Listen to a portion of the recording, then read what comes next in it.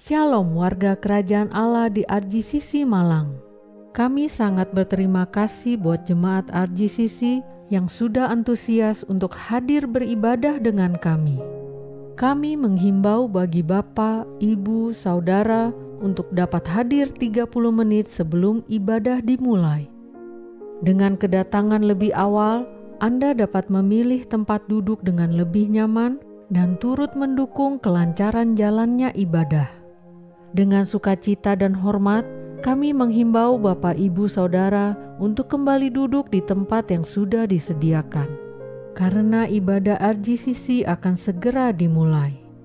Pada kesempatan hari ini, mari kita sama-sama mempersiapkan hati kita untuk fokus beribadah kepada Tuhan, karena kita beribadah bukan untuk terlihat baik dan menyogok Tuhan, tapi karena Tuhan telah beranugerah turun ke bumi menjadi manusia, mencari kita dan menyelamatkan kita dari dosa dan kematian kekal.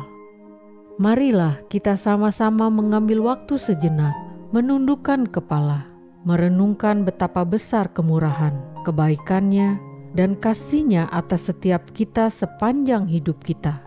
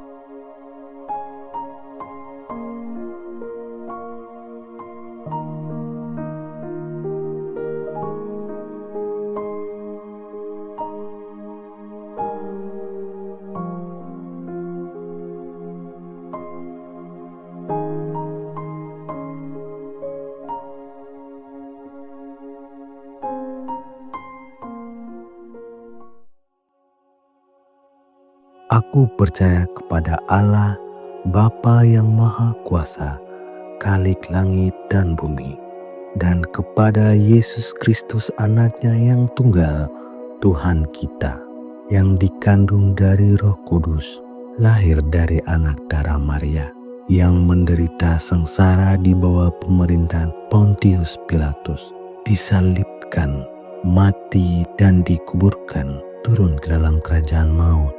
Pada hari yang ketiga, bangkit pula dari antara orang mati, naik ke surga, duduk di sebelah kanan Allah Bapa yang Maha Kuasa.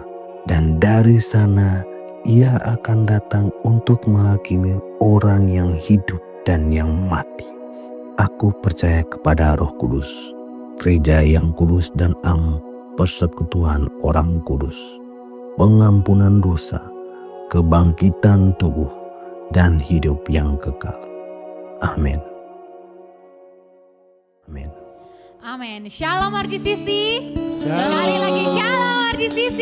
Shalom. Puji Tuhan, kita boleh ada di tempat ini untuk kita beribadah bersama. Untuk itu kami undang Bapak Ibu Jemaat, mari kita bangkit berdiri. Kita mau membaca 2 ayat dari Mazmur 150 ayat 1 dan 2. Kita baca bersama-sama. 1, 2, 3. Haleluya. Pujilah Allah dalam tempat kudusnya.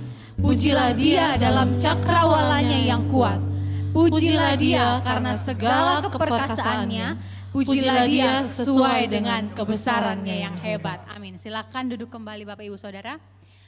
Puji Tuhan bahwa kita diciptakan, kita dipanggil untuk memuji Tuhan.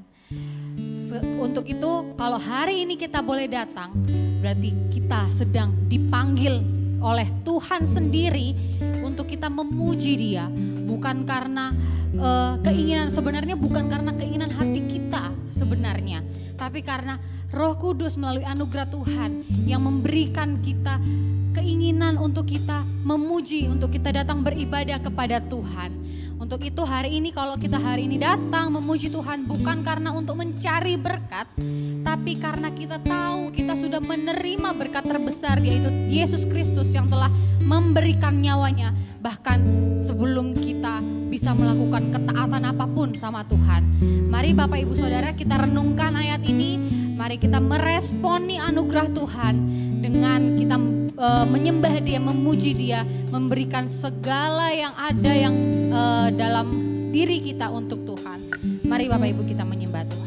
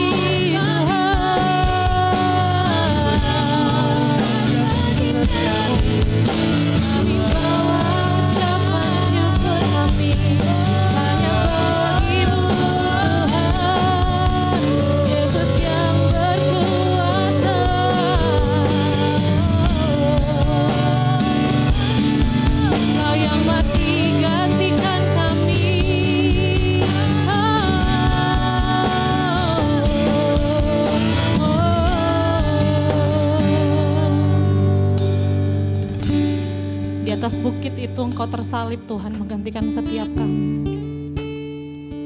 Terima kasih, Kau mati dan Kau bangkit buat setiap kami. Kau hidup untuk setiap kami Tuhan. Kami mau mengingat segala kebaikan-Mu, segala pengorbanan-Mu di atas kayu salib untuk menebus kami. Kau turun ke dunia, Kau merelakan segala-galanya untuk kami Tuhan. Kau mencari kami, mengambil kami ketika kami masih berdosa, ketika ketika kami sangat hina. Tapi Engkau datang ke dunia untuk kami, Tuhan. Kami mengucap syukur ada satu pribadi yang begitu mengasihi kami.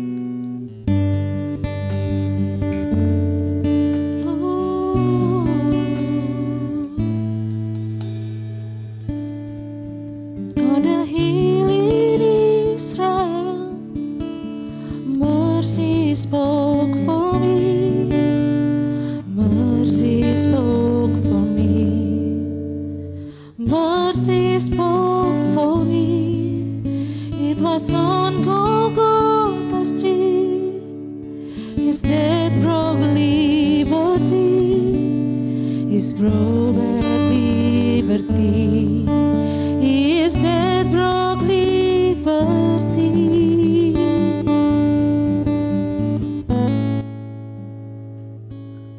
May I never boast in anything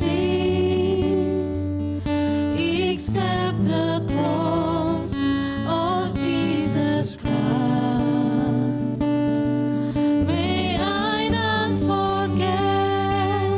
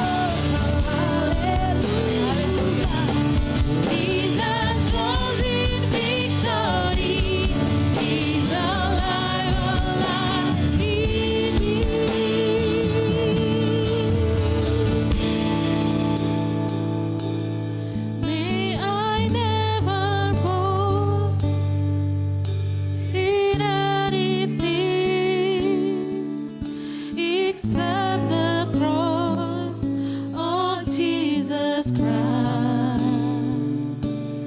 May I not forget the blood He shed. It is by His death I am alive. May I never walk in anything except the cross of Jesus Christ. May I not forget the blood He shed. It is by His death I am alive. Because of Christ I am alive. Say hallelujah! Woo!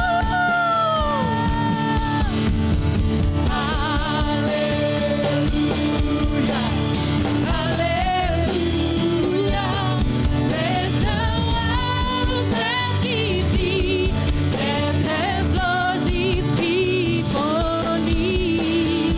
Hallelujah, hallelujah, Jesus rose in victory. He's alive, alive in me. Hallelujah,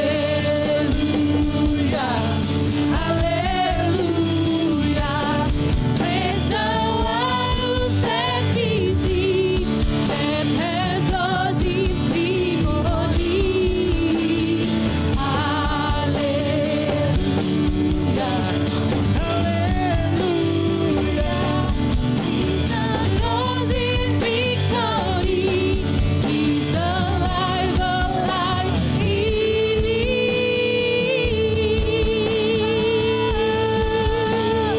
That could not hold you, the veil tore before you. You silenced the voice of Eden. The heavens are roaring, the praise of your glory. For you are reign to love again. You have no rival, you have no equal, now and forever. Love you reign. Yours is the kingdom, yours is the glory, yours is the name above all names.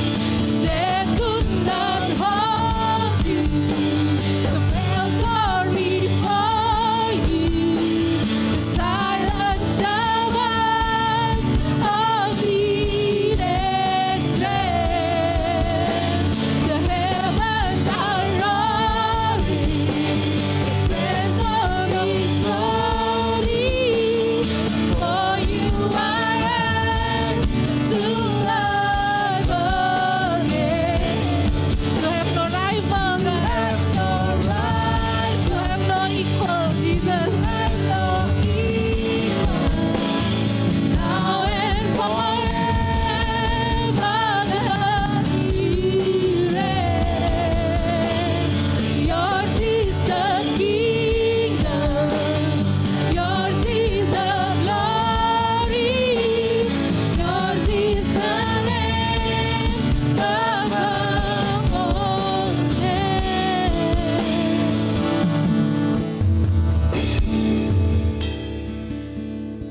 May I never boast in anything except the cross of Jesus Christ. May I not forget the blood He shed. It is by His death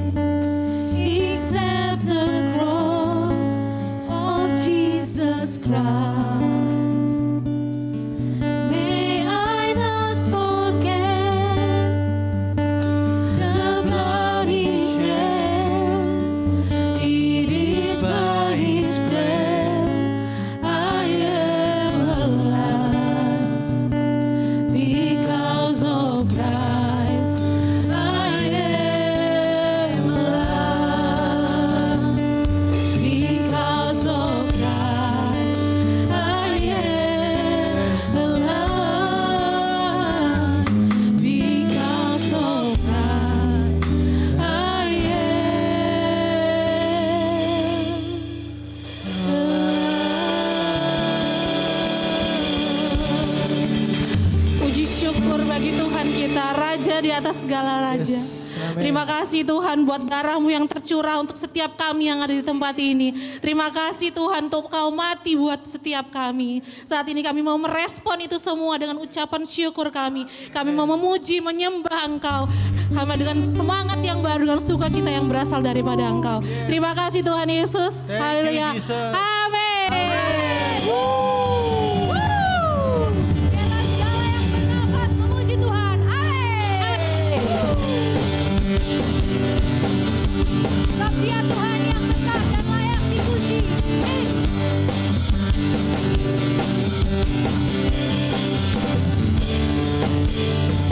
Besarlah Tuhan dan layak dipuji. Besar namanya, kekal kuasanya. Aman berlindung dalam naungannya. Ya Allah bagi kita di hati. Haleluya. Terpujilah Tuhan, terbukti kuasanya. Datang menunjukkan kasih-Nya pada kita. Dan Tuhan terbangkit menyayangi kita. Terpujilah Tuhan, terpuji namanya. Yesus Allah perkasa. Haleluya.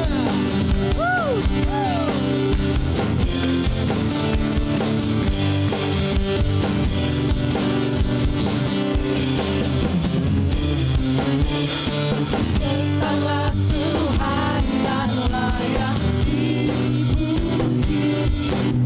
Besarlah namanya, kekallah kuasanya. Aman berlindung dalam naungannya.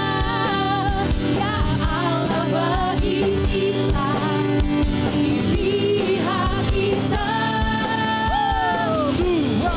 Pujilah Tuhan, terbukti kuasanya. Ya Kau menunjukkan kasih-Nya pada kita. Tuhan terbangkit menyayangi kita. Terpujilah Tuhan, terpuji namanya. Yesus Allah perkasa. Katakan terpujilah Tuhan, terpujilah Tuhan, terbukti kuasanya. Datang menunjukkan kasih-Nya pada kita. Tuhan terbangkit menyayangi kita. Terpujilah Tuhan, terpuji namanya.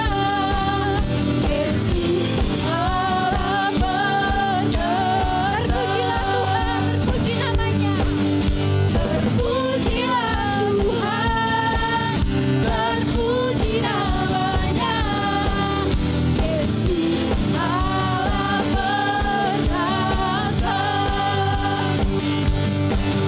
Terpujilah Tuhan, terpuji namanya.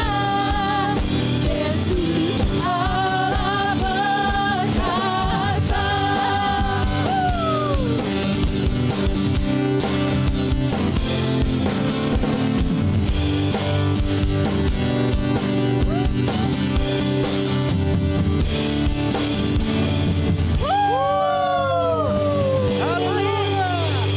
Bentar, kita cek sound dulu. Haleluya. Sekali lagi. Haleluya. Sebab Allah kita telah bangkit. Amin. Amin.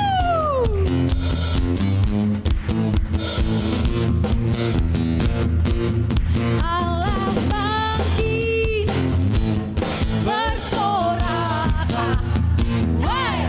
Allah bangkit.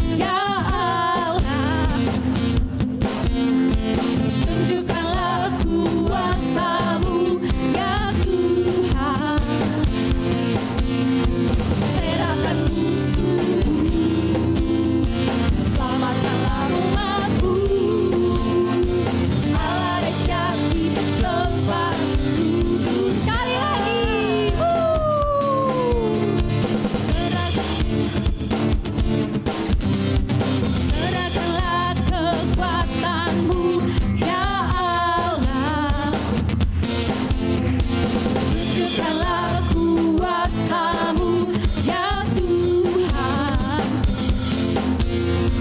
Serahkan musuh-Mu, selamatkanlah umat-Mu. Allah dahsyat di tempat. Mari bersorak. Allah bangkit, bersorak. Hey, Allah bangkit, bernyanyilah.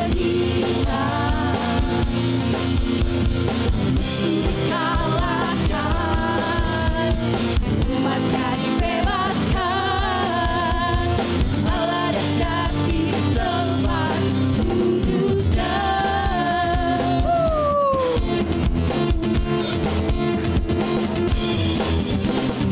Gerakkanlah kekuatan-Mu ya Allah. Tunjukkanlah kuasa-Mu ya Tuhan. Serahkan musuh-Mu, selamatkanlah umat-Mu. Allah dahsyat di tempat kudusnya. Allah bangkit, bersoraklah. Hey, Allah bangkit, bernyanyilah. Musuh dikalahkan, umatnya dibebaskan. Allah dahsyat di tempat. Sekali lagi RGCC. Allah bangkit, Haleluya. bersoraklah. Hey, Allah bangkit, bernyanyilah. Musuh dikalahkan, umatnya dibebaskan. Sekali lagi sorakan kemenangan atas kebangkitannya. Allah bangkit, Allah bangkit, bersorak. Allah bangkit, bernyanyilah. Musuh dikalahkan, umatnya dibebaskan. Allah dahsyat di tempat kudusnya. Allah bangkit, bersoraklah. Allah bangkit, bernyanyilah. Musuh dikalahkan, umatnya dibebaskan. Allah dahsyat di tempat kudusnya. Allah dahsyat di tempat kudusnya. Allah dahsyat di tempat kudusnya. Oh, oh, oh. Oh, oh, oh. Oh, oh,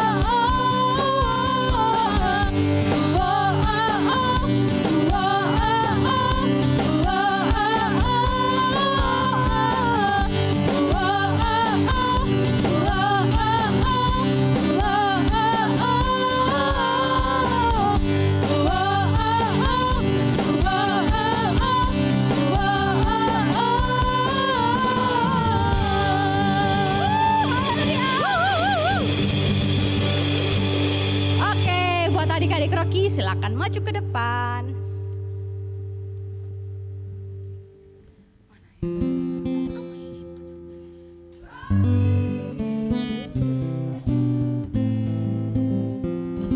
Bapak, Ibu, Saudara semuanya, kita tetap berdiri. Mari kita arahkan tangan kita akan memberkati adik-adik Rocky yang akan beribadah.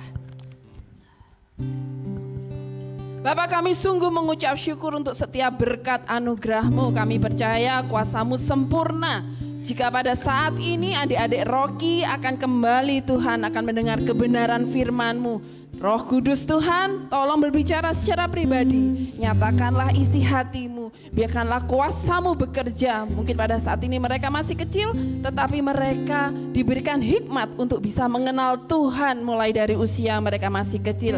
Memberkati kakak-kakak Rocky yang pada saat ini bertugas, biarkanlah Engkau Tuhan yang memberikan hikmat untuk mereka boleh menyatakan kebenaran firman-Mu dengan apa yang ingin Tuhan nyatakan di dalam kehidupan adik-adik kami. Kuasa-Mu sempurna Tuhan, memberkati kakak-kakak, dan biarkanlah bibir mulut mereka diberkati oleh Tuhan. Kuasa Roh Kudus menyertai jalannya ibadah Rocky, sehingga pengenalan akan Tuhan itu menjadi bagian mereka. Di dalam nama Tuhan Yesus, dengan kuasa Roh Kudus kami sudah berdoa kepada Bapa di surga. Haleluya. Amin. Shalom RGCC, tiba saatnya kita diberi kesempatan untuk memberi persembahan. Anda dapat memberi dengan cara transfer ke rekening gereja yang telah kami cantumkan atau dengan scan QR melalui aplikasi-aplikasi yang ada di samping saya. Dan yang ingin menabur melalui cash dapat mengambil amplop persembahan di meja usher. Dan untuk persembahan persepuluhan, Bapak Ibu Saudara dapat memberi melalui cash ataupun transfer ke rekening gereja dengan mencantumkan keterangan P10 spasi kode pribadi. Kita memberi bukan karena ingin diberkati, tetapi kita memberi karena kita telah diberkati oleh Tuhan. Sebelum memberi, mari kita sama-sama berdoa. Tuhan Yesus yang baik, terima kasih atas kasih dan pemeliharaan-Mu dalam hidup kami. Apapun yang kami punya di dunia ini, berasal dari tangan-Mu yang setia. Hari ini kami membawa persembahan sebagai tanda syukur, bukan karena kelebihan kami, tetapi karena kasih karunia-Mu.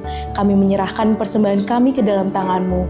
Kiranya persembahan ini digunakan untuk memuliakan nama-Mu, untuk memberkati pekerjaan Tuhan, dan menjangkau banyak jiwa. Dan Tuhan, kiranya Engkau sertai tiap tangan-tangan yang memberi. Terima kasih Tuhan. Kami sudah berdoa dan mengucap syukur. Haleluya, amin. Selamat memberi dengan penuh sukacita. Kami juga menyambut Bapak Ibu Saudara yang terkasih di dalam Tuhan yang baru pertama kali hadir di ibadah kami. Selamat datang di RGCC, Rock Generation Community Church, yang dimana RGCC memiliki hashtag Home for the Imperfect, rumah bagi orang-orang yang tidak sempurna, yang rindu berubah dan berbuah bersama, untuk memuliakan Tuhan, diperlengkapi sebagai pemimpin, serta memperluas kerajaan Allah di dalam kasih karunia Bapa melalui Injil Yesus Kristus yang dikerjakan oleh kuasa Roh Kudus. Selamat beribadah dan Tuhan Yesus memberkati.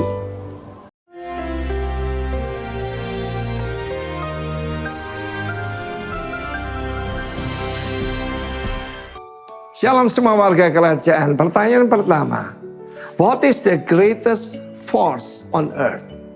Maksud saya lebih jelas lagi tentang tenaga penggerak. Ada yang berkata sekarang ini banyak mobil, ada yang pakai bahan bakar, bensin, ada yang hybrid, ada yang listrik. Penggeraknya apa yang paling hebat? Dan firman Tuhan menunjukkan penggerak yang terhebat adalah compassion. Saya sering katakan, make compassion your compass in your life. Jadikan compassion itu kompas dalam hidup saudara.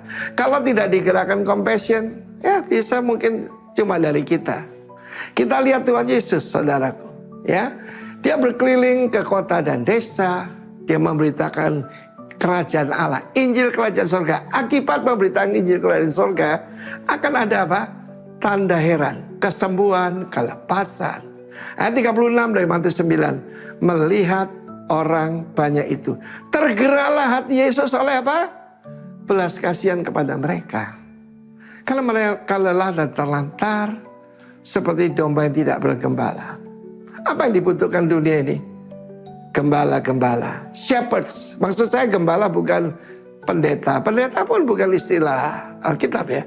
Pastor, pemberi makan kepada gembala. Karena itu dia bilang, tuayan banyak, tetapi pekerja sedikit. Pekerja itu bukan mereka yang bertugas di gereja, bukan saudaraku ya. Lebih daripada itu, dunia. The world, dunia inilah saudaraku, the field.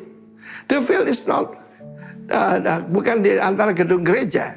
Minta pada Tuhan yang mempunyai tuaya, the Lord of the harvest. Apa yang kita mau minta? Kita minta compassion. Sebab kalau mobil tidak ada bahan bakarnya, tidak bergerak. Tetapi untuk bergerak menjangkau yang the lost, the hungry, orang-orang yang menderita. Sebab compassion itu bahasa aslinya splanchnitsomai. Artinya ada kekuatan yang di dalam kita yang tidak mungkin bisa lepas kecuali disalurkan. Itulah kasih Tuhan. Dan ini kepada orang-orang yang menderita. Di dalam cerita ini tentang orang-orang yang terlantar seperti domba tak bergembala. They don't know what to do. And they don't know where, dari mana mereka dapat pertolongan. Mau kemana? Mau apa? Tidak tahu. Itulah untuk itu Kristus datang. Dan Injil Kerajaan memberitakan Sang Raja telah datang. Dan kita sebagai perwakilan Kerajaan Allah, bukan pekerja gereja, kalau mau saudaraku berkelanjutan, pastikan digerakkan compassion. Kenapa saya pergi ke Bali? Compassion. Not just a good thought, bukan cuma ide bagus. Saya melayani Tuhan akhir tahun 47 tahun by His grace. Apa yang membuat kita bergerak? Usia saya baru 75, masih remaja saudara ya. Belum 100. Tetapi yang menggerakkan kita, the compassion of God. Splanchnitsomai. Ketika melihat itu tidak mungkin saudaraku kalau tidak menangis melihat penderitaan mereka. More than sympathy, more than empathy, ini compassion. Karena itu dia tinggalkan sorga saudaraku yang disembah para malaikat. Memilih hidup yang dituduh sesat dan sebagainya. Kalau saya baca sebelumnya, orang Farisi berkata dia digerakkan oleh kuasa setan.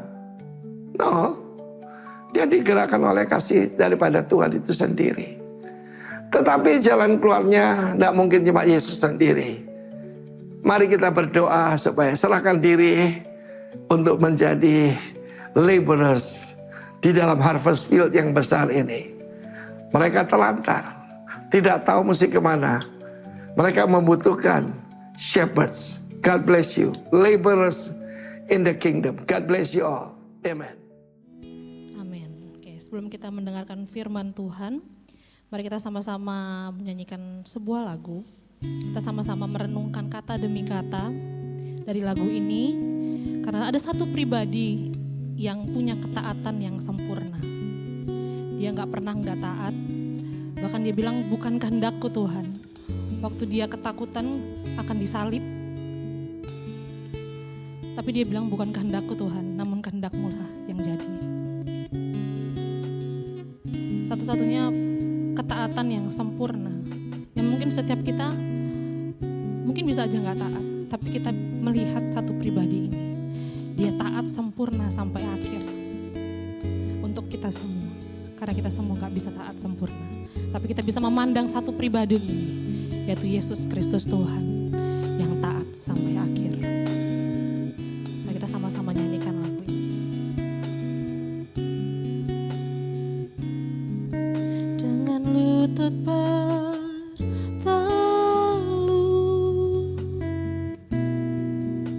kau berkata pada Bapa,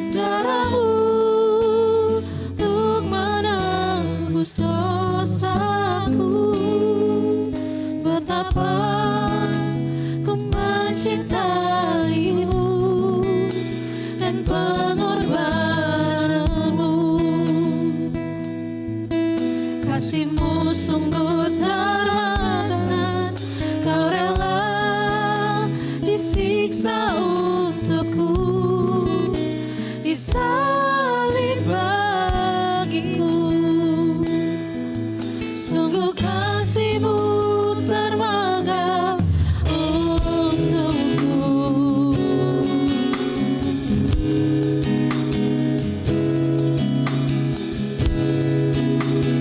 Dan tubuh yang hancur, dan tubuh yang hancur, Kau berseru pada Bapa, ampunilah mereka, sebab mereka tak tahu yang mereka lakukan.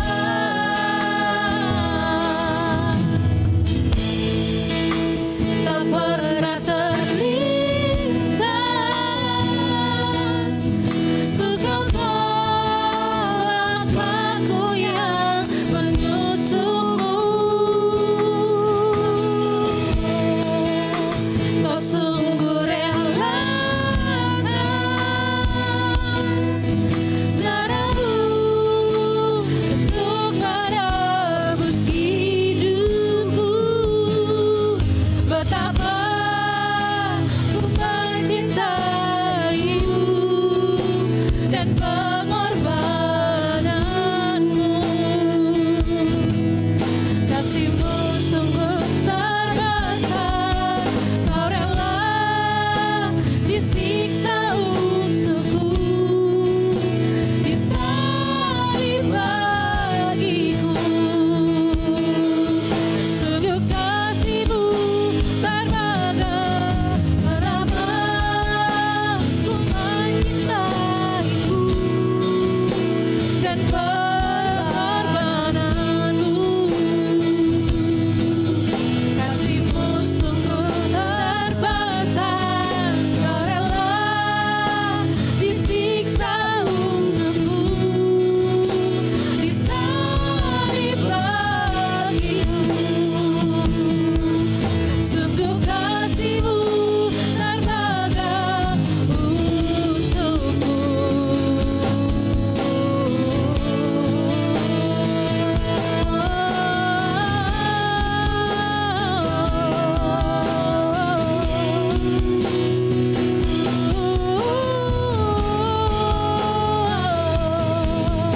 Hanya kasih-Mu Tuhan, karena besar kasih-Mu, Kau selamatkan kami.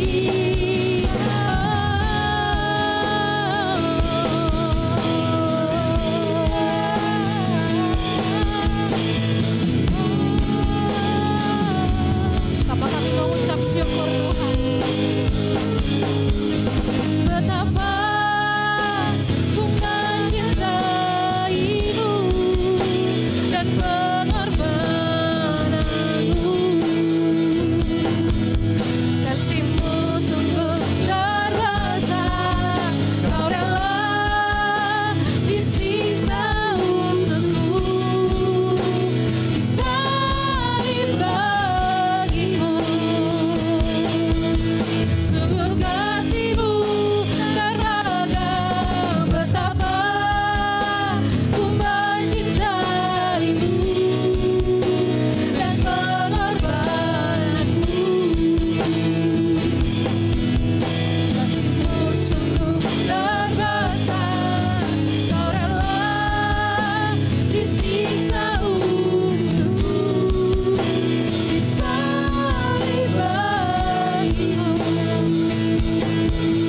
Sungguh kasih-Mu termegah, betapa ku mencintaimu dan pengorbananmu. Kasih-Mu sungguh terbesar, Kau rela disiksa untukku, disalib bagiku. Sungguh kasih-Mu termegah, betapa ku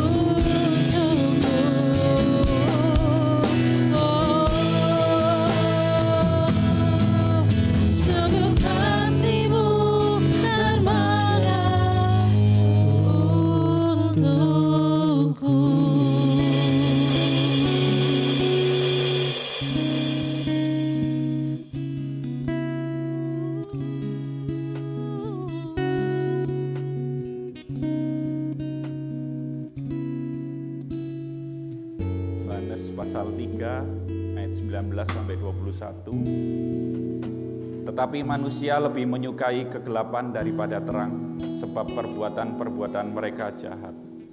Sebab barang siapa berbuat jahat membenci terang dan tidak dapat datang ke terang itu, supaya perbuatan-perbuatannya yang jahat itu tidak nampak. Tetapi barang siapa melakukan yang benar, ia datang kepada terang, supaya menjadi nyata bahwa perbuatan-perbuatannya dilakukan dalam Allah. Saat kami mengingat kembali Tuhan, betapa dalamnya, betapa jauhnya kami keluar dari Engkau karena dosa kami Tuhan. Seringkali kami lebih menyukai perbuatan-perbuatan dosa daripada firman-Mu yang kudus, firman-Mu yang suci, firman-Mu yang kekal. Kami menuju kegelapan. Kami bukan menuju kepada kehidupan yang kekal, bukan kepada terang itu, tapi kami mengucap syukur hari ini Tuhan. Jika kami boleh diingatkan kembali bagaimana Tuhan Engkau mencari kami, Engkau mengangkat kami dari lumpur dosa Tuhan. Engkau yang kudus, Engkau yang mulia, tapi Engkau memilih untuk dihukum, untuk mati seperti orang layaknya berdosa, layaknya Engkau yang bersalah, padahal kami yang bersalah. Kami yang harusnya dihukum, harusnya kami yang mati. Malah Tuhan kami memperoleh kemuliaan Tuhan.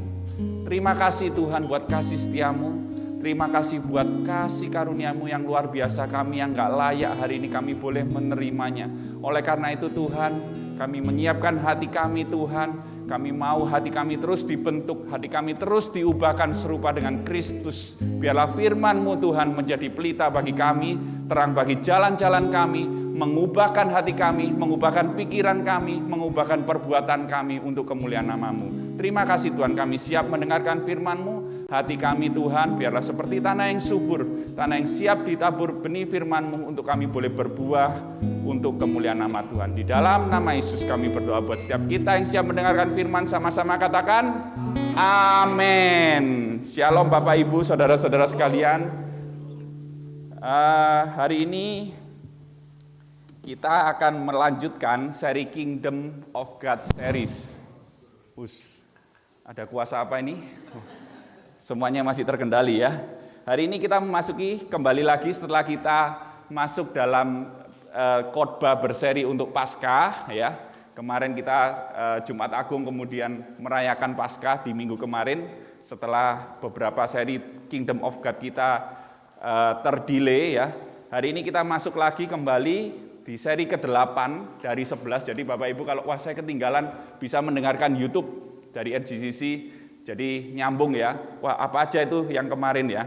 Tapi tetap aja biarpun saudara tidak mengikuti, tetap aja dalam satu ibadah Bapak Ibu saudara bisa memahami, bisa mengambil apa yang Tuhan mau bicara tentang saya, tentang hidup saya, untuk apa yang harus saya lakukan ya. Saya ambil tema inside out, dari dalam keluar ya. Jadi kalau kita ngomong firman Tuhan selalu ada paradoks ya. Ingat ya, paradoks kurang lebih kelihatannya kok bertentangan padahal itu sejalan, padahal itu align each other ya. Apa maksudnya? Saya spill sedikit ya sebelum kita unboxing lebih dalam. Kita manusia yang berdosa cenderung fokus dengan perbuatan. Setuju ya? Yang kita lihat, orang ini ya baik ya. Orang ini ya suka memberi ya, orang ini ya suka menolong. Kita lebih fokus dengan perbuatan, tapi kita cenderung nggak peduli dengan gejolak dalam hati kita. Contohnya hati kita dingin, nggak punya relationship, tapi kita tiap minggu bisa ke gereja sebagai kewajiban kita. Nggak ada kasih, nggak ada cintanya kepada Tuhan, tapi kita ke gereja supaya kita terlihat baik. Kita terlihat, ini beriman loh ya, ini loh anaknya si om ini loh, baik ya, setiap minggu ke gereja loh, gitu kan, supaya aku bisa diomong orang baik. Contoh yang kedua, pertanyaan kita ini lebih sering, boleh nggak ya Kak, Pak, Bu, Mbak, Yu, Jeng, ya kan semua ditanyain, boleh nggak saya melakukan ini? Boleh nggak saya merokok? Boleh nggak saya pacaran sama orang yang nggak seiman? Boleh nggak saya melakukan ini A dan B? Pertanyaan kita cenderungnya perbuatan kita boleh atau tidak. Tapi kita nggak pernah atau jarang sekali atau kita selalu nggak fokus dengan hati kita. Hati kok dingin ya sama Tuhan. aku kok merasa jauh ya dari Tuhan, aku nggak mengenal Tuhan ya. Jadi fokusnya adalah perbuatan, bukan hati atau hubungan kita dengan Tuhan. Ini masih 2 contoh, kita bisa lihat nanti lebih banyak lagi ya. Kita manusia cenderung melihat rupa, melihat secara kasat mata, tapi Tuhan melihat kedalaman hati kita. Amin. Apakah aktivitas kita tidak dilihat? Pastinya juga dilihat, tapi dimulai dari hati, saudara-saudara. Ya. Karena kalau perbuatan saja tanpa motivasi hati yang benar, itu namanya modifikasi perilaku. Apa sih modifikasi perilaku? Dan itu bukan diinginkan Tuhan. Saya kasih contoh gini. Ini cukup berbahaya, saudara. Ada anak kuliah, ya misalnya, merantau ke kota Malang. Masuk ke sebuah gereja, semangat melayani Tuhan, berapi-api. Dulunya di rumah dia nggak seperti ini. Wih, berubah ya anak ini, hebat. Dia sudah dijamah, kita merasa gitu kan. Padahal dia punya berhala penerimaan. Di gereja itu dia diterima dengan baik, merasa ini keluarga kedua saya, diterima hangat sekali. Makanya dia habis-habisan di gereja itu untuk melayani Tuhan, tapi bukan karena Tuhan, karena diterima, saudara-saudara. Belum masuk, hatinya berubah karena Tuhan. Setelah lulus kuliah, dia kerja di luar kota.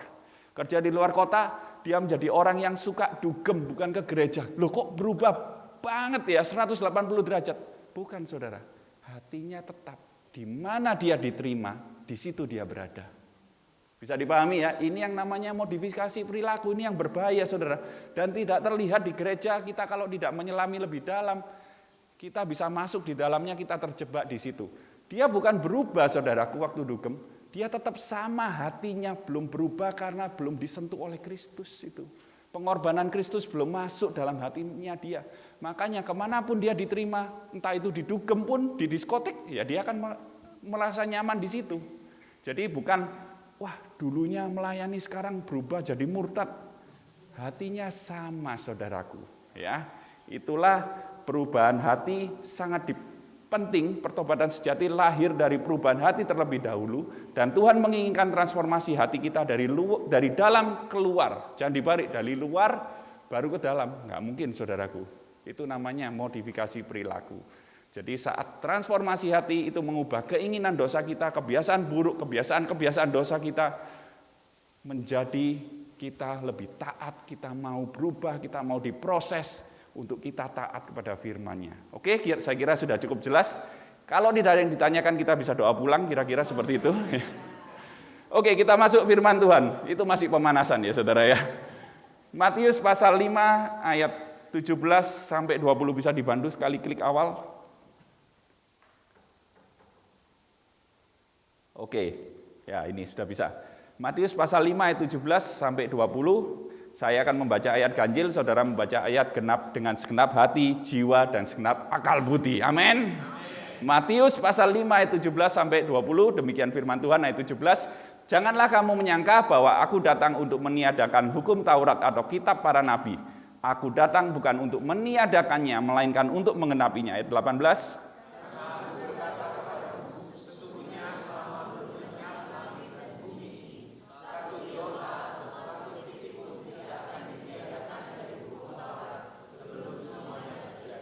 Karena itu, siapa yang meniadakan salah satu perintah hukum Taurat, sekalipun yang paling kecil, dan mengajarkannya demikian kepada orang lain, ia akan menduduki tempat yang paling rendah di dalam kerajaan surga.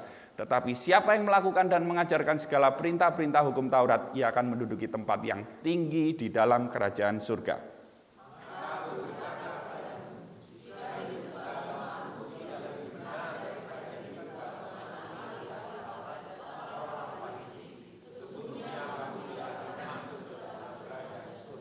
Amin. Demikian firman Tuhan. Berbahagia kita yang membaca, mendengar, melakukan, dan membagikannya. Ya. Kalau kita ngomong, saudara-saudara, di Matius 5 ini Tuhan Yesus sedang berkhotbah di bukit. Kurang lebih kalau dirangkum ini, ya, Pastor David Victor dulu pernah membahasnya, ya, khotbah Yesus di atas bukit. Itu kurang lebih Yesus sedang berkhotbah tentang hukum Taurat, kerajaan surga, kebenaran yang sesungguhnya. Kenapa saya ngomong gitu? Sesungguhnya karena hukum Taurat yang awalnya 10 perintah Allah, dari Allah kepada Musa, kepada bangsa Israel dijabarkan di Kejadian, Keluaran, Imamat, Bilangan, Ulangan, sudah menjadi perintah agama saja. Daripada pengenalan dan hubungan dengan Allah secara pribadi. Jadi mereka melakukan secara lahiriah, dan untuk memperlihatkan kesucian, kekudusan, kebaikan mereka kepada manusia dan bukan kepada Tuhan. Jadi diatur sedemikian rupa. Oleh karena itu, langsung aja saya bagi dengan 3 poin di sini. Yang pertama, penggenapan hukum Taurat. Yang kedua, pentingnya ketaatan kepada hukum Taurat. Dan ketiga, Injil mengubah motivasi ketaatan. Are you ready? Oke, langsung yang pertama, penggenapan hukum Taurat. Matius pasal 5 ayat 17. Yesus berbicara kepada orang banyak, kepada ahli Taurat, kepada orang Farisi juga. Janganlah kamu menyangka bahwa aku datang untuk meniadakan hukum Taurat atau kitab para nabi. Yesus tahu betul hukum Taurat ini kitab sucinya orang Yahudi zaman dulu. Setuju ya? Sudah mendarah daging. Bayangin kita itu tradisi kita dari turun-temurun. Buyut kita, emak engkong, terus papa mama, om tante, semua ya kan? Itu sudah keluarga besar, semuanya kitab sucinya itu. Diajarkan kepada anak cucunya, tapi sayangnya hanya lahiriah saja. Hati mereka nggak sungguh menyembah Allah. Yesus langsung ngomong, aku bukan meniadakan loh, ya, melainkan menggenapinya. Karena tahu tidak ada seorang pun sanggup melakukannya. Gagal semua. Coba direnungkan. Hukum Taurat ini kan 10 perintah Allah. Dijabarkan lebih detail, rinci. Jadi 613 perintah yang diklasifikasikan ya menjadi 2. Seneng kan semua kalau ada yang salah gitu ya. Ini sudah terlihat nature dosanya, itu sudah terlihat sekali aura dosanya di sini ya saudara. Saya bisa merasakannya gitu ya di atas mimbar ini.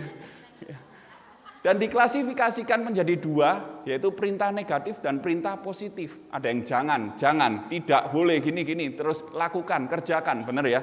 Ada 248 perintah positif, ada negatif 365. Kok hafal ya, tak catat di sini ya. Saya bukan menghafal saudaraku. Dan itu dijabarkan di dalam kitab Kejadian, Keluaran, Imamat, Bilangan, Ulangan, lengkap di situ. Gak ada seorang pun yang bisa melakukan perintah ini tanpa cacat celah. Tapi Yesus dengan yakin ngomong, aku datang bukan untuk menghapuskan. Aku datang bukan untuk meniadakannya. Aku datang untuk menggenapinya. Bahasa aslinya saudaraku, plerosai, to fulfill, to complete, untuk memenuhi, untuk mengerjakan sampai selesai, complete, finish. Sebenarnya saudaraku, ini bisa dikatakan salah satu klaim ya. Yesus datang ke dunia bukan untuk menggenapi datang ke dunia untuk menggenapi hukum Taurat, menggantikan kita yang nggak mampu. Jadi kalau kita mampu, benernya Yesus nggak perlu datang, saudaraku. Karena kita yang berdosa, jauh dari Tuhan, sudah dosa, mati rohani, nggak mungkin lah kita bisa memilih Tuhan. Kalau nggak Tuhan yang memulai dahulu memilih kita. Kita bersyukur karenanya itu ya. Kalau kita bisa ngomong seperti ini Tuhan, ini salah satu klaim Tuhan Yesus sebagai Tuhan loh. Nah, minggu lalu Pastor David Victor sempat bahas ini kan, ya kan? Salah satu contohnya apa? Ada yang ingat pemberian gerasi? Ingat ya, gerasi itu bukan tempat parkir di rumah saudara ya. Gerasi itu bukan bumbu masak yang dari udang ikan di. Gerasi itu bukan makanan yang sudah busuk masuk kulkas supaya nggak gerasi. Gerasi apalagi bukan yang saudara dudukin saat ini loh. Dan sisi yang lain ya, sudah tahu ya.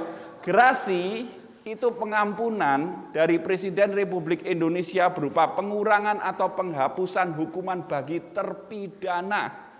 Dan yang bisa memberikan the only one, Mr. Presiden Republik Indonesia. Kalau ada yang ngomong aku beri gerasi, berarti beliau the only one, Mr. Presiden Republik Indonesia. Kalau ada yang ngomong hukum Taurat, aku menggenapi, the only one, to complete hukum Taurat, the only one, Tuhan sendiri saudaraku. Amin. Wow, keren Tuhan kita. Jadi saudaraku, Yesus ngomong ini, aku menggenapinya. Kalau kita baca, saya tunjukin, Matius pasal 23 ya. Ini Matius 5 kan ayat bacaan kita. Beberapa saat kemudian Yesus juga ngomong kepada ahli Taurat, orang Farisi. Ini loh saudara, Matius pasal 23 itu 27 sampai 28. Celakalah kamu, hai ahli-ahli Taurat dan orang-orang Farisi, hai kamu orang-orang munafik, sebab kamu sama seperti kuburan yang dilabur putih, yang sebelah luarnya memang bersih tampaknya, tetapi yang sebelah dalamnya penuh tulang belulang dan berbagai jenis kotoran. 28. Demikian jugalah kamu, di sebelah luar kamu tampaknya benar di mata orang, tetapi di sebelah dalam kamu penuh kemunafikan dan kedurjanaan. Wow, ahli Taurat, orang Farisi ini bukan orang bodoh saudaraku. Mereka ini orang pinter, sekalipun nggak minum tolak angin loh ya. Maksud saya gini saudara. Jadi offset nanti ya, saya jelaskan ya. Mereka itu bukan orang bodoh, mereka bukan penjahat, bajingan, orang yang merusak lingkungan masyarakat, sistem masyarakat dan sebagainya. Mereka itu orang yang memelihara hari Sabat, beribadah rutin, bahkan orang berpengaruh di jemaat Tuhan saat itu. Ahli Taurat ini menyalin, kemudian mengkopi ya, mengajar Taurat Tuhan. Pengajar loh saudaraku, guru loh. Orang Farisi, orang yang tekun keagamaannya, melakukan Taurat, mempelajari, melakukan. Tapi kok Yesus mencela mereka ya?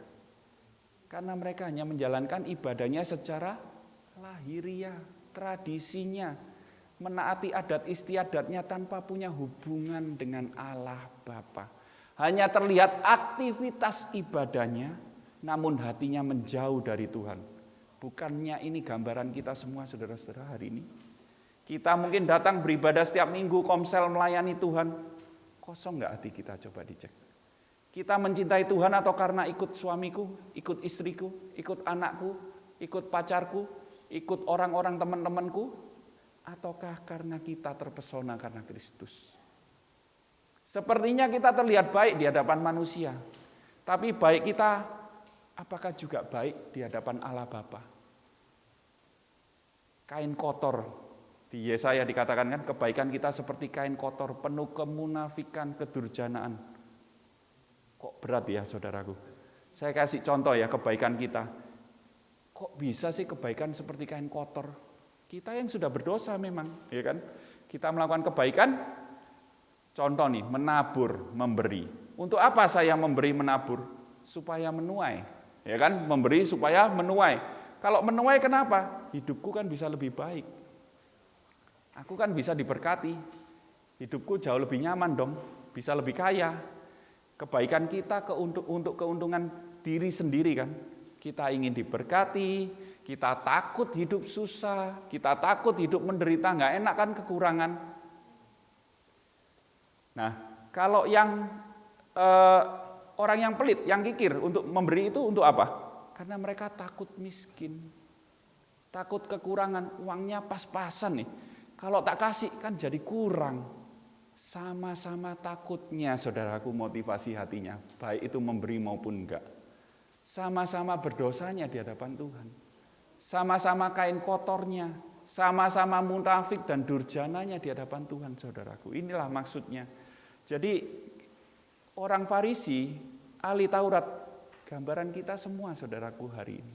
Kita perlu cek. Jadi kalau biasanya kita nggak lihat dari lensa Injil, kita merasa, aku ini yang jauh lebih baik, nggak kayak orang Farisi. Sama saudaraku. Malah kalau dibandingkan saudaraku, sorry to say ya, persamaannya kita itu sama-sama hati kita self. Benar nggak? Kita selalu untuk keuntungan diri kita sendiri kan, bukan untuk Tuhan. Kita itu sama-sama cari keuntungan untuk diri kita. Bedanya apa saudaraku? Sorry to say, kita loh kalah pinter loh sama mereka. Sudah kalah pinter, tapi hatinya sama busuknya di hadapan Tuhan. Waduh, tambah rek, kok berat ya hari ini ya? Tenang saudaraku ya, tenang. Kita ini sudah kalah pinter, mereka hafal ayat-ayat Taurat. Kita nggak hafal, tapi sok tahu. Jembret sudah di mana-mana pokoknya gitulah. Inilah akibat dosa. Masalah terbesar kita itu sudah rusak parah. Kita itu bukan, aku sih mending loh. Aku itu masih, ya enggak buruk-buruk amat. Parah hati kita ini rusak total depravity. Hati kita rusak total karena dosa. Itulah masalah terbesar manusia. That's why Yesus sampai datang dari surga yang sudah enak di situ, disembah oleh malaikat, mengalami kemuliaan karena dia layak, malah memilih mati seperti orang berdosa karena kita. Amin. Saya masuk poin kedua, pentingnya ketaatan kepada hukum Taurat. Matius pasal 5 ayat 18 sampai 19. Kita sudah baca tadi ya. Setelah bicara tentang mengenapi hukum Taurat, Yesus malah menegaskan jangan dikurangi setitik pun, seiota pun, itu bagian paling kecil maksudnya. Ilustrasinya itu kalau kita nulis, paling kecil itu tanda baca apa? Titik. Titik hilang aja yo. Delon lo yo, gitu loh ya. Gampangannya gini ya. Kalau Jawaan ya. Titik hilang aja ya, tanda baca hilang. Nilaimu paling rendah loh sedunia. Begitu loh. Waduh. Mosok cuma titik. Kita kalau ulangan dulu sekolah ya, ngapalin, masa titiknya hilang, komanya hilang aja nilaiku langsung tinggal 70 atau nilaiku paling rendah 1. Kok gak enak. Tapi itu yang Tuhan maksudnya. Jadi titik setitik pun hukum Taurat itu minor saja sangat signifikan konsekuensinya. Dari sini kita mengerti kalau hukum Taurat ini penting loh. Firman Allah ini penting loh. Hukum Taurat kita merasa, oh ini jelek ya terus ya ngomongin hukum Taurat. Enggak, ini penting kata Kristus. Karena apa? Yesus menegaskan betapa pentingnya hukum Taurat karena itu standar kekudusan Allah. Itu dari Allah sendiri, itu perintah Allah yang harus kita lakukan. Jadi jangan salah paham. Standar kekudusan Allah adalah sempurna dan tidak bisa dikompromikan dengan aturan agama. Kalau kita berpikir hukum Taurat kok enggak bagus ya, bukan hukum Tauratnya yang salah saudaraku, tapi kitanya yang tidak mampu memenuhi, tidak mampu melakukannya, kitanya yang kompromi dengan aturan-aturan agama sendiri, kitanya yang cheating dengan Tuhan, seolah-olah kita melakukan tapi hati kita jauh dari Tuhan. Jadi saya kasih contoh, hukum Taurat ini standarnya setinggi langit ya. Matius pasal 5, 21 sampai 22 dan 27 sampai 28. Saya kasih contoh 2 di sini aja, di ayat 22. Tetapi aku berkata kepadamu setiap orang yang marah terhadap saudaranya harus dihukum. Kemudian ayat 27, kamu telah mendengar firman jangan berzinah. Tetapi aku berkata kepadamu, 28, setiap orang yang memandang perempuan serta menginginkannya sudah berzinah dengan dia di dalam hatinya. Saya kasih contoh 2 lagi nih saudaraku ya, tentang marah dan berzinah. Siapa di sini yang tidak pernah marah? Angkat tangan. Siapa di sini yang tidak pernah mengumpat, misuh, ngomong kotor? Kotor, ini aja saya sudah ngomong saudaraku ya. Misuh, saya nggak pernah mengumpat, saya nggak pernah misuh. Dalam hati? Wah, langsung ya ketawa semua. Itu adalah korban atau pelaku saudara biasanya yang ketawa ya. Kita kalau jengkel aja, langsung sudah dalam hati. Benar nggak? Masa saya aja yang ngaku di sini saudaraku ya. Jengkel pasti,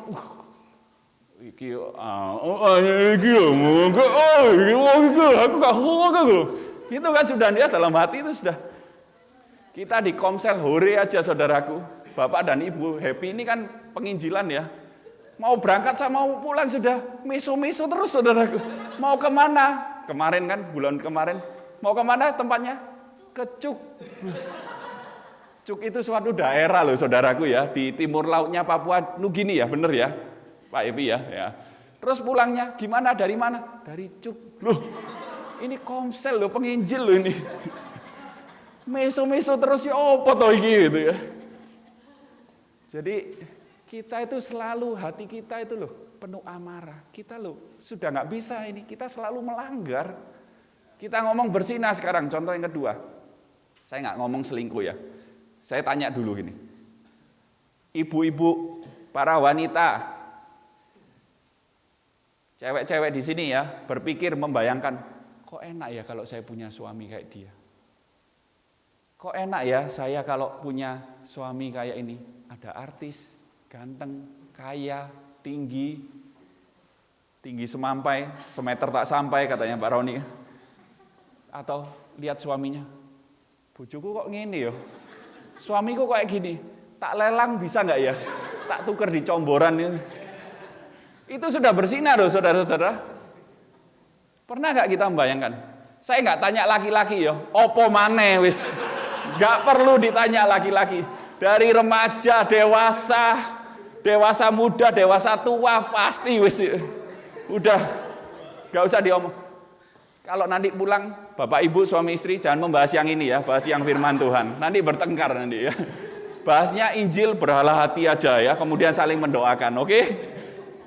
Kita itu nggak pernah luput dari dosa dan pasti gagal untuk memenuhi standar kekudusan Allah. Malah ada ayat loh saudaraku kalau kita ingat. Kalau matamu menyesatkanmu, cungkil. Satu hilang. Kalau tanganmu atau anggota tubuhmu menyesatkanmu, penggalah. Kalau kita sungguhan seperti itu saudara, semua nggak punya tangan, kaki, matanya merem, sopokon. Tapi kan bukan seperti itu saudaraku, parah kita itu. Kita akui kan, parah kita. Karena kita sudah rusak total saudaraku. Tapi memang hukum Taurat menunjukkan kesalahan manusia karena ketidakmampuan untuk mentaatinya. Dan itu kita semua saudaraku. Tapi kita bersyukur, Martin Luther berkata, hukum membuktikan kepada kita bahwa kita tidak bisa berdiri di hadapan Tuhan dengan kebenaran atau kekuatan usaha kita. Dan itu membawa kita kepada Injil. Ini sudah ditranslate sama Pastor Diki, saudara-saudara, bahasa Inggrisnya, jadi saya lebih mudah. Terima kasih Pastor Diki ya. Injil kabar baik itu, karena kita sudah tidak mampu, kita tidak bisa berhasil, tapi puji nama Tuhan.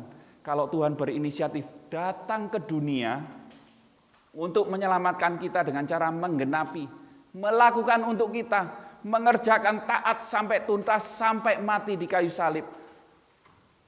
Dan itu tanpa cacat celah di hadapan Tuhan, tanpa dosa setitik pun. Tapi konyolnya saudaraku, dia yang kudus dan berhasil melakukan hukum Taurat ini. Firman Allah ini malah dihukum dan disiksa seperti layaknya orang berdosa dan bersalah di hadapan Allah. Padahal kita yang bersalah dan berdosa malah mendapat kemuliaan Allah Bapa. Seperti layaknya orang kudus dan sempurna. Inilah Injil kabar baik itu saudaraku.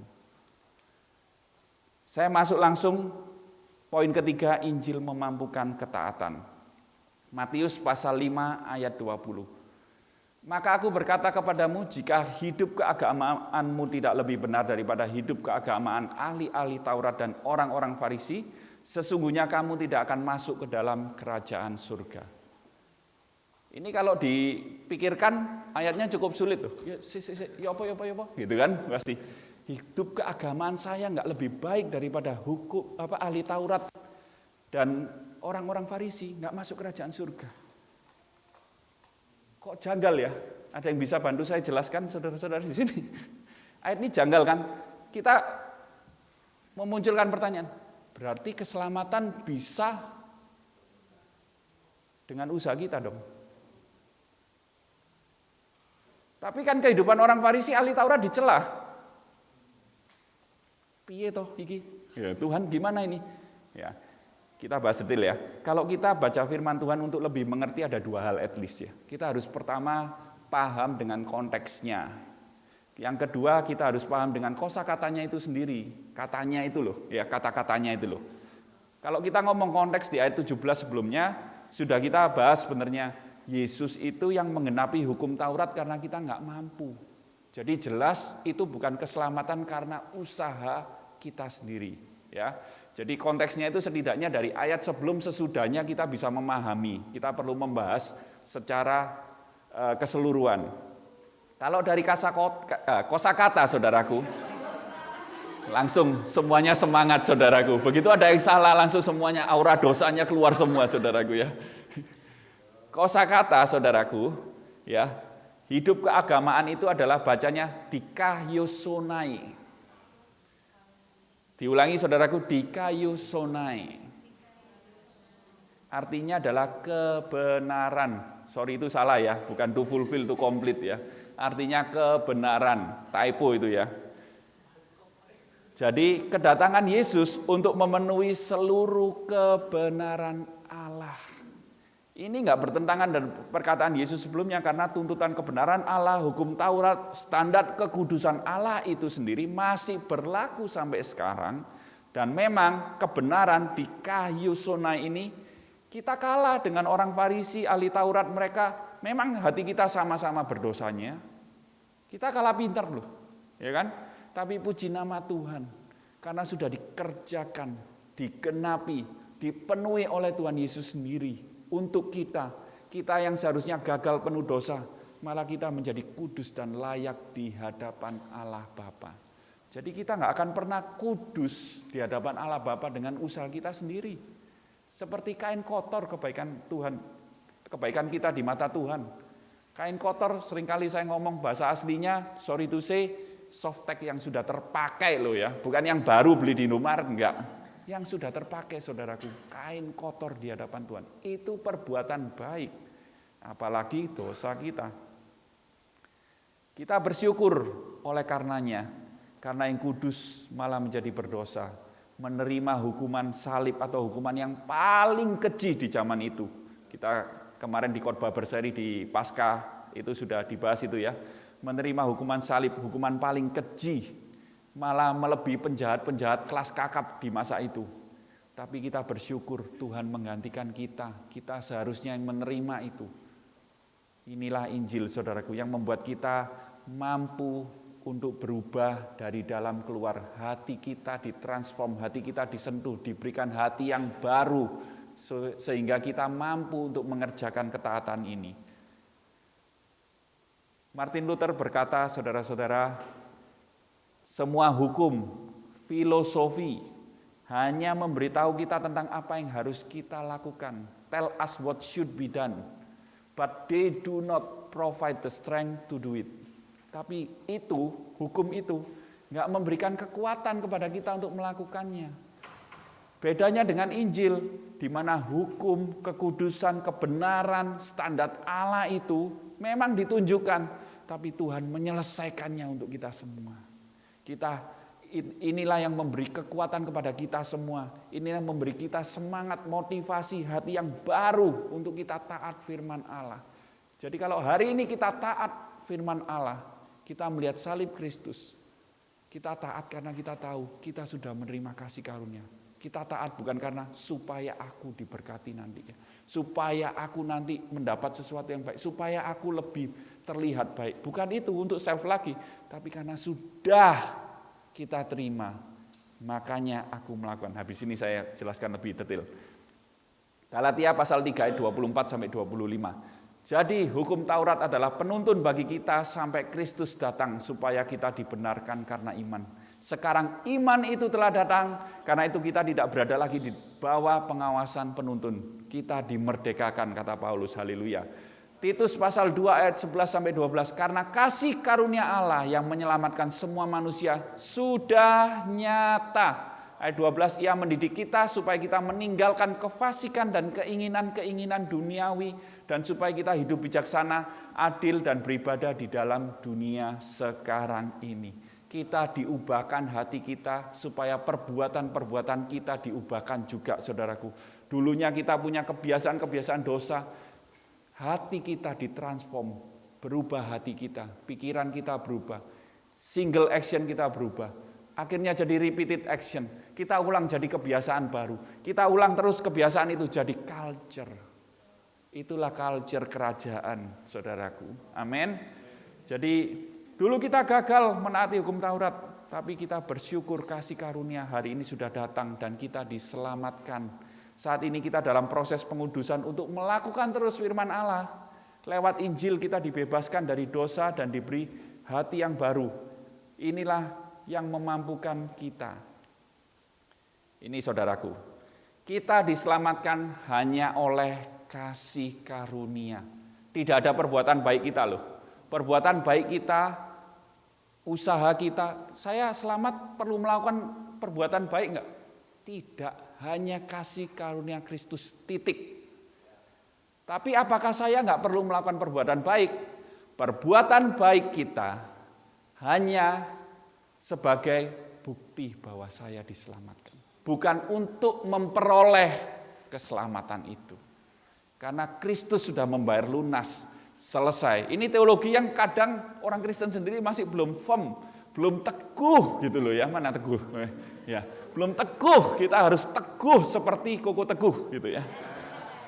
Kita diselamatkan hanya oleh kasih karunia, tanpa ada usaha tambah-tambahan embel-embel. Itu keselamatan kita. Tapi tetap kita harus melakukan perbuatan baik, tapi bukan untuk memperoleh keselamatan. Itu buktinya kalau saya sudah diselamatkan. Ini mudah dipahami juga mudah. Kadang orang juga keblinger, salah. Ini seperti gini loh saudaraku. Anak saya itu masih usia yang kecil ya, 7 tahun, 8 tahun. Saudara bisa waktu diajari, bisa gini loh saudara, tangan. Pek, muter, peke. Dia senang saudaraku, masih 8 tahun. Ada yang bisa seperti ini? Saudara mungkin di atas 8 tahun semua, bener ya?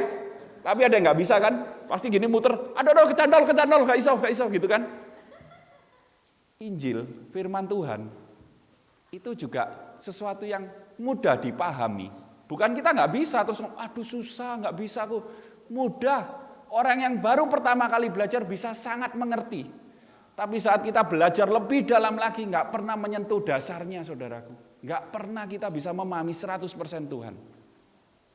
Bisa dipahami ya, jadi nggak ada alasan kita itu, waduh aku kan masih baru, aku nggak ngerti. No, kita perlu tahu teologi, kita perlu tahu kebenaran firman Allah, baru kita bisa melakukannya dengan baik. Jadi bukan yang penting melakukan, nggak perlu saya mengerti. Bukan itu saudaraku. Kalau kita nggak firm teologi kita juga bisa diombang-ambingkan, disesatkan. Dengan sosmed, dengan siapapun berbicara, biarpun itu salah, kita iya aja. Dan kita akhirnya terjebak dalam kesalahan. Jadi sama pentingnya kita harus mengerti teologi, kita juga melakukan firman Tuhan dengan baik. Ya, jadi kita, ini saya agak lama ya di sini ya. Kita taat bukan untuk mencari berkat saudara-saudara sekarang, supaya doa saya didengar, supaya saya diselamatkan. Bukan itu, karena begitu besar kasih Allah akan dunia ini. Ia mengaruniakan anaknya yang tunggal Tuhan kita supaya diselamatkan kita yang binasa beroleh hidup yang kekal. Amin. Kita sudah diberkati, sudah diselamatkan, jadinya kita memberikan diri kita untuk taat kepada firman-Nya. Dan di sini berkat itu adalah berkat rohani Kristus sendiri, sehingga kita diterima Allah Bapa, kita dilayakkan di hadapan Allah Bapa, kita kudus di hadapan Allah Bapa karena Kristus, bukan karena perbuatan kita. Yesus Kristus membawa kerajaan surga kepada kita untuk mengubah kita dari dalam keluar. Kita berdampak bukan karena modifikasi perilaku, bisa dipahami tadi saya sudah jelaskan di awal ya, tapi karena hati kita ditransform dari dalam, karena Yesus Allah Bapa melihat hati dan bukan melihat rupa, saudara-saudara. Refleksi hati, pertanyaan, apakah engkau benar-benar mengalami perubahan hati saat melihat dan merenungkan salib Kristus? Yang kedua, apakah perubahan hati itu juga berdampak pada perubahanmu? Saya ingin mengajak kita semua merenung lebih dalam mengenai pertanyaan refleksi hati ini. Minggu lalu, Pastor David Victor memberikan clue kan juga untuk pertanyaan ini ya, mirip. Aku ini dalam bilangan dipilih atau diselamatkan enggak ya Tuhan? Kemudian dari sini kan kita bisa cek kan, Pastor David Victor bisa setel lagi ya, didengarkan YouTube-nya yang minggu lalu nanti. Benar enggak hati kita berubah, lebih kagum, melihat Yesus lebih indah, mengasihi Yesus melebihi apapun di dunia ini? Pertanyaan nomor 1, hati kita benar-benar sudah kagum, hormat, terpesona hanya Kristus? Ataukah aku lebih memilih uangku, hartaku, keluargaku, istriku, anak-anakku, suamiku, teman-temanku, rumahku, mobilku? Mari kita mengkalibrasi hati kita di hadapan Tuhan. Tuhan nggak bisa kita bohongin saudaraku. Tuhan tahu kedalaman hati kita jauh melebihi kita sendiri. Kita terus mengingat, merenungkan salib Kristus. Kita bisa diskusi nanti juga di Komsel ya. Buat yang belum berkomsel boleh join. Nanti kita membahas, merenungkan bagaimana kita mengkalibrasi hati sih. Ya, berhala hati saya apa gitu. Buat yang sudah merasakan perubahan hati, pertanyaan nomor 2. Yesus keren kan? Yesus indah kan kita merasa, wow, I love you Jesus. Coba cek sekarang.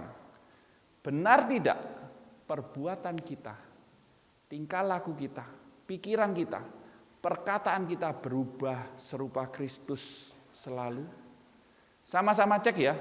Gini, dulu kita belum Injil, kita melakukan kan, melayani habis-habisan. Saat teduhnya rajin, takut nggak diberkati saudara-saudara. Menolong teman, keluarga, tetangga, orang nggak dikenal semuanya didoakan saudaraku. Mengabarkan Injil kemana-mana, menjangkau jiwa-jiwa rajin semuanya. Bahkan memberi, menabur lebih banyak. Begitu ada pengumuman, wih ini menabur di ladang yang subur. Oh kesempatan ini, karena apa? Pingin menuai saudaraku. Sekarang kita sudah Injil. Hati kita dikalibrasi, kita terpesona kagum sama Kristus. Yang kita lakukan berkurang, stagnan, atau malah lebih giat. Halo, coba cek hati kita. Bagaimana saat teduh kita lebih rajin, kita lebih taat? Bagaimana saat kita melayani? Apakah kita lebih antusias? Bagaimana saat kita datang ke gereja? Yang dulunya terlambat, saya sekarang bersyukur Tuhan. Bagaimana saat kita menolong orang lain? Bagaimana saat kita dengan keluarga kita? Bagaimana kita saat memberi hari ini? Apakah kita benar-benar menunjukkan progres karena kita mengasihi Kristus, aku lebih dari yang dulu? Ataukah malah berkurang? Ini buktinya loh saudaraku. Something wrong kalau kita stagnan, sama atau bahkan kurang. Atau tidak pernah melakukannya lagi. Berarti apa? Bukti kalau kita percaya, bukti kalau kita diselamatkan hari ini, kalau itu stagnan, kurang atau sama, nggak bertumbuh dong kita. Atau nggak ada buktinya sama sekali saat kita nggak melakukan. Halo, ini juga untuk saya sebenarnya. Sebelum saya membawakan ini, saya juga merenungkan dan bertobat, ampuni aku Tuhan. Waktu Injil kok merasa lebih rileks ya Tuhan. Merasa aman kan? Tapi padahal harusnya, ini buktinya loh kalau kita diselamatkan. Harusnya akunya lebih habis-habisan untuk Tuhan. Mari kita renungkan saudaraku. Kita koreksi hati kita sampai perbuatan kita. Karena hati kita pun bisa menipu diri kita. Sepertinya percaya, sepertinya terpesona, hati kita berubah, tapi kita enggan untuk melayani orang lain. Sepertinya kita terpesona kagum hormat, kita menyembah Tuhan nangis terus, hati kita terpesona, tapi kita enggan menolong orang lain. Kita enggan untuk kita ke gereja, kita enggan untuk kita taat dengan firman-Nya. Sepertinya percaya, tapi kita berat sekali memberikan persembahan, menabur untuk pekerjaan Tuhan, untuk menolong orang lain, melayani orang lain. Padahal Kristus ngomong melayani orang lain, saudaraku. Apakah benar hati, perbuatan kita semua berubah untuk terus mengutamakan Kristus lebih dari segalanya? Ini menjadi perenungan kita, saudaraku. Seringkali kita gagal, tapi puji nama Tuhan, ini yang memberi kekuatan kepada kita melakukan firman Tuhan, melakukan perbuatan baik, mengutamakan Kristus lebih dari apapun di dunia ini. Kita perlu mengingat satu saudaraku, salib Kristus.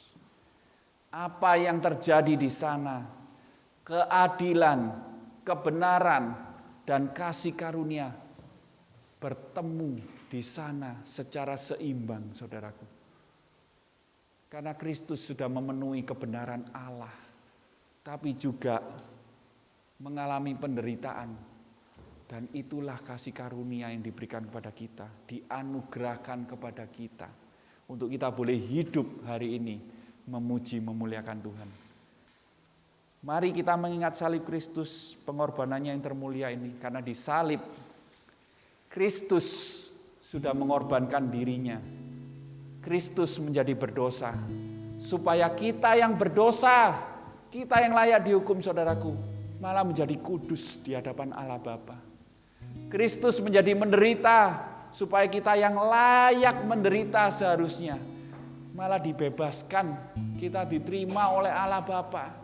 Kristus taat sampai mati, supaya kita yang memberontak dan mati ini, saudaraku, bisa kembali taat, hidup kembali untuk kita taat dan menyembah Allah Bapa. Inilah anugerah, inilah kasih karunia yang luar biasa. Kita terus mengingat salib Kristus, pengorbanannya yang termulia dan terindah buat kita, sehingga kita dimampukan, kita boleh inside out, berubah dari dalam keluar untuk kemuliaan nama Tuhan. Amin. Terima kasih Tuhan. Terima kasih Allah Bapa, Tuhan Yesus, Roh Kudus ketikanya yang esa. Kalau hari ini Tuhan, firman-Mu Tuhan, boleh mengingatkan kami kembali Tuhan. Kami orang berdosa, tapi oleh karena anugerah Tuhan kami dimampukan Tuhan. Kami Tuhan masih punya natur dosa. Kami masih bisa berbuat dosa, tapi Roh Kudus terus menyertai kami. Kami mengucap syukur Tuhan, biar hati kami terus diubahkan. Hati kami terus dikalibrasi terus Tuhan. Dengan Injil-Mu Tuhan, kami boleh melihat salib-Mu. Kami mengingat pengorbanan-Mu Tuhan. Untuk kami boleh taat terus Tuhan dalam kehidupan kami. Proses pengudusan kami dipimpin Roh Kudus, disertai Roh Kudus, dan diberi kekuatan oleh Roh Kudus itu sendiri. Firman-Mu menjadi pelita bagi kaki kami, terang bagi jalan-jalan kami Tuhan. Kami mengucap syukur biar hati kami terus diubahkan serupa dengan Engkau. Perbuatan kami terus, pikiran kami terus diubahkan serupa dengan Kristus. Semakin hari semakin mengasihi Engkau. Terima kasih Tuhan. Saya mengajak kita semua, kita menyanyikan lagu ini, mengkalibrasi hati kita kembali. Biarlah kita mengingat apa yang sudah Yesus kerjakan. Yesus itu yang paling berharga dalam hidup kita. Tidak ada yang lain. Thank you Jesus. Dengan lutut bertalu,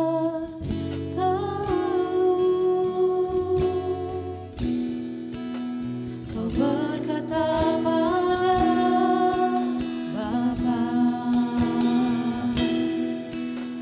bukan kehendakku,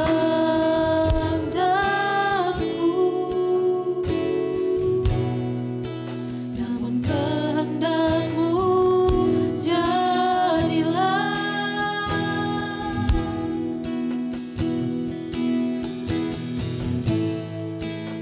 Tak pernah terlintas untuk Kau tolak salib yang menantimu. Kau sungguh relakan darah-Mu untuk menebus Saya undang kita semua dosaku. bangkit berdiri Bapak Ibu. Betapa ku mencintaimu dan pengorbananmu.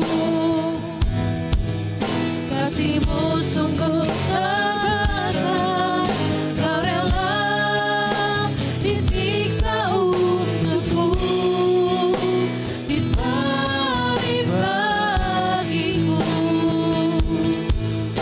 Untuk kasih-Mu termegah untukku.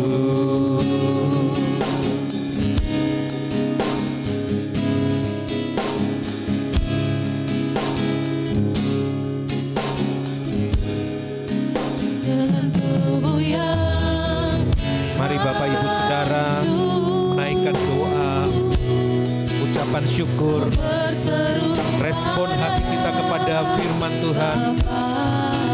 Mari kita memandang, mata rohani kita memandang kepada Yesus Kristus Tuhan Raja kita yang telah melakukan, menggenapi semua hukum Allah yang tidak bisa kita genapi.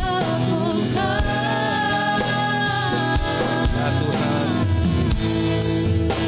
tak pernah terlintas untuk Kau tolak salibku yang menusuk. Kau sungguh relakan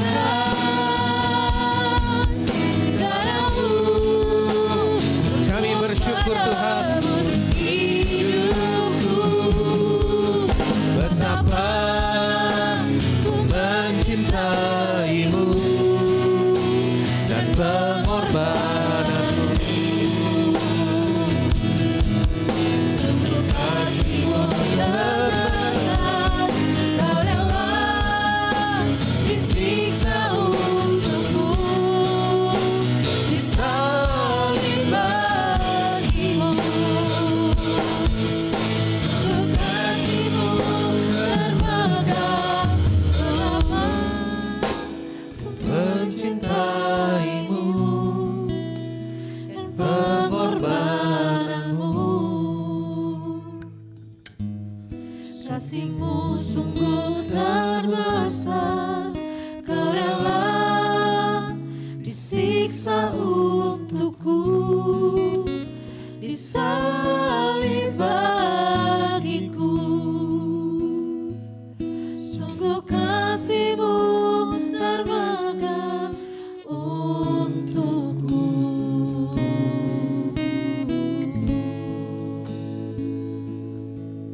Sungguh kasih-Mu termegah untukku.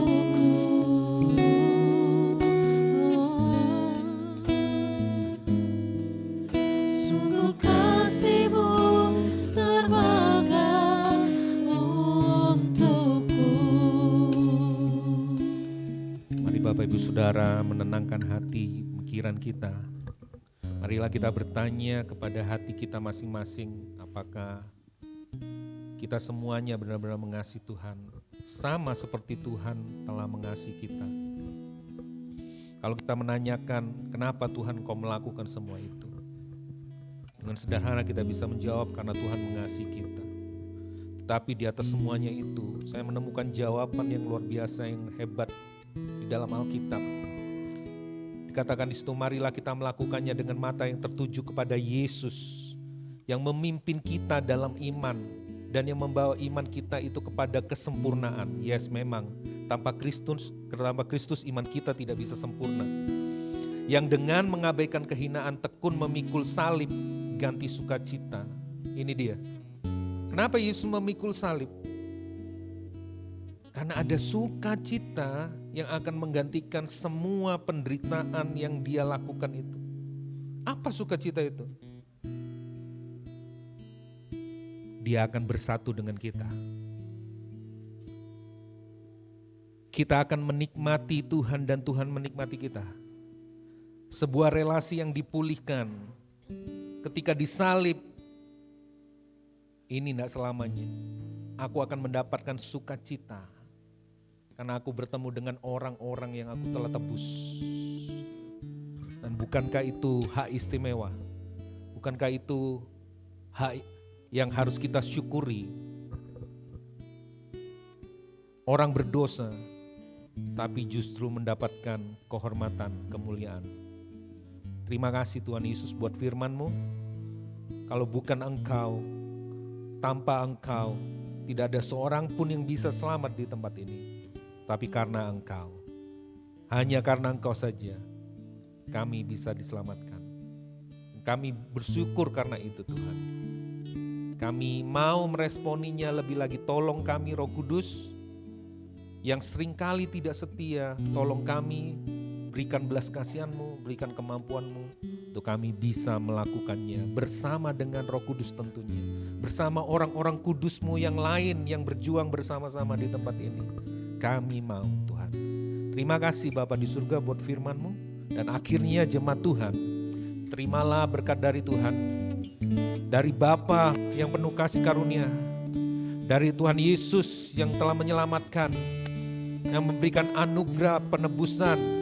Dan dari Roh Kudus yang selalu mendampingi, menemani kita. Memberikan kemampuan kepada kita untuk taat pada firman-firman-Nya. Kami semuanya Tuhan, dan kami tidak mau simpan berkat ini sendiri, kami mau memberitakannya kembali kepada orang-orang lain yang belum mendengar kabar baik ini, kepada orang tua kami, saudara kami, kakak adik kami, tetangga kami, teman kantor kami, teman sekolah kami, teman kampus kami, dimanapun kami Tuhan tempatkan, biarlah berita kabar baik ini sampai kepada mereka Tuhan, melalui hidup kami, melalui perkataan kami, melalui perbuatan kami. Kami menjadi terang dan garam-Mu di mana Tuhan tempatkan kami. Kami terima semua kemampuan ini yang berasal dari Roh Kudus. Dan sesuai dengan perintah-Mu, sesuai dengan amanat agung-Mu. Yes, kami siap mengikut Engkau kemana saja Engkau mau. Jadikan kami para murid-murid-Mu ini pemurid-pemurid sejati. Dengan kemampuan, kekuatan yang Tuhan sediakan. Dan Engkau seperti yang Kau janjikan, aku akan menyertai Engkau sampai kesudahan zaman. itu kami terima hari ini. Di dalam nama Bapa, Tuhan Yesus, dan Roh Kudus, kami terima berkat pengutusan ini. Kami mengucap syukur dan berdoa.